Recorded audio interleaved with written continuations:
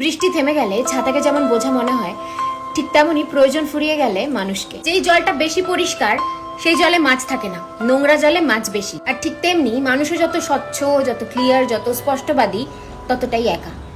আর যে মিথ্যুক সে সবার প্রিয়। শোনো, যদি উপাস করলেই ভগবান সব থেকে খুশি হতো, তাহলে বোধহয় ভিখারিরাই সব থেকে সুখী হতো। কারণ সব থেকে বেশি খালি পেটে তো ওরাই থাকে। যে কোনো বিষ শরীরে গেলে সেটা ট্রিটমেন্ট করা যায়, কিন্তু কানে দেওয়া বিষ সেটার কোনো ট্রিটমেন্ট নেই। শকুনি মামা যদি দুর্যোধনের কানে বিষ না দিত, তাহলে মহাভারত হতো না।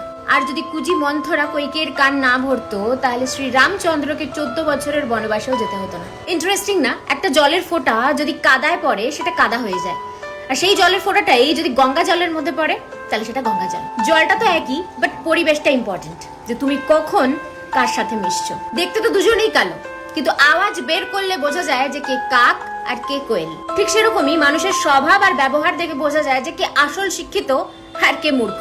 যে সত্যি বলে তাকে একবার কষ্ট করে সত্যি বলতে হয়, কিন্তু যে মিথ্যে বলে তাকে বারবার বারবার মিথ্যে বলতে হয়, একটা মিথ্যে ঢাকতে আরেকটা মিথ্যে। মিথ্যে কথা বলে তুমি পরকে খুশি করতে পারবে, আপনজনদের না। আমার তো মনে হয় মাঝে মাঝে খারাপ সময়ও আসা উচিত, তাহলেই বোঝা যায় যে কে আপন আর কে তোমার আপন হওয়ার জাস্ট নাটক করে। কে বলে গো যে শিক্ষা শুধুমাত্র বই থেকে আসে?